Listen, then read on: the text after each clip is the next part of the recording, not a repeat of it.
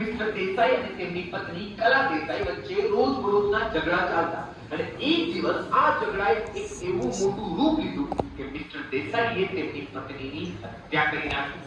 એટલે મારી કોર્ટને અરજ છે કે આ વ્યક્તિને ફાંસીની સજા ફરમાવવામાં આવે. મારા ધર્મ મિત્ર ભૂલી રહ્યા છે કે તેઓ માત્ર વકીલ છે અને કોર્ટમાં તેમને તેમની વાત મૂકવાનો અધિકાર છે, નિર્ણય સંભળાવવાનો નહીં. મારા અસીલ મિસ્ટર દેસાઈ પર તેમની પત્ની કલા દેસાઈની હત્યાનો માત્ર આરોપ છે. તેમની સાબિતી હજુ બાકી છે. એટલે નિર્ણયની ઉતાવળ કરતા મારા મિત્રને યાદ કરાવી દો કે સજા માત્ર આરોપોને આધારે નહીં, તે આરોપોને સાચા સાબિત કરતા પુરાવાને આધારે મળે છે. માય લોર્ડ, વાત દીવા જેવી સ્પષ્ટ છે. કલા દેસાઈનું એવું કોઈ દુશ્મન હતું જ નહીં કે જે તેમની હત્યા કરે. અને મિસ્ટર દેસાઈએ પોતે જ કોર્ટમાં કબૂલ કર્યું છે કે તેમની અને તેમની પત્ની વચ્ચે ઝઘડાઓ થતા.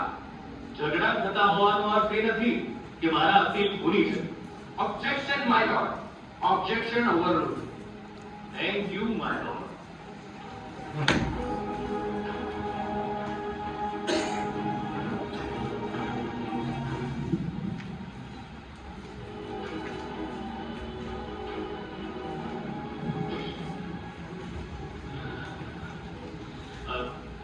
સોરી માય લોર્ડ, વિક્ષેપ માટે માફી ચાહું છું. You may continue. Thank you my lord. જે રાત્રે મારા અસીલ મિસ્ટર દેસાઈની પત્નીની હત્યા થઈ, એ રાત્રે તો છોડો, એ આખો દિવસ મારા અસીલ મિસ્ટર દેસાઈ ઘરે તો શું, આ શહેરમાં પણ નહોતા. યસ, તે આગલા દિવસે બહાર ગામ ગયા હતા. વલ્લભભાઈ, માત્ર વાતો નહીં પણ પુરાવા પણ છે. પુરાવા છે. કોર્ટના કાન માત્ર પુરાવાની જ ભાષા સાંભળે છે, ખબર છે એની વાત. અને એટલે મારા અસીલ જે દિવસે બહાર ગામ ગયા હતા, તે દિવસની રેલવેની ટિકિટ જે હત્યા થયાના દિવસે પોલીસ અધિકારીઓને મિસ્ટર દેસાઈના પાકીટમાંથી મળેલી છે. બાકી આ અગાઉ પોતાની જુબાની આપી ગયેલા સાક્ષીઓએ પણ તેમને આગલા દિવસે ઘરમાંથી બેગ લઈને બહાર જતા જોયા છે. તો મારી કોર્ટને નમ્ર અરજ છે કે આ પુરાવાને માન્ય ગણી મારા અસીલને નિર્દોષ જાહેર કરવામાં આવે.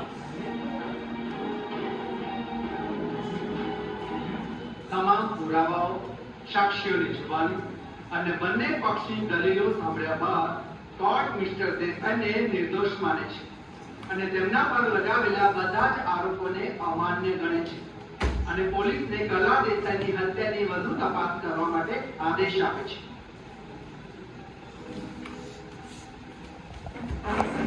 તમારો ખૂબ ખૂબ આભાર પટેલ સાહેબ.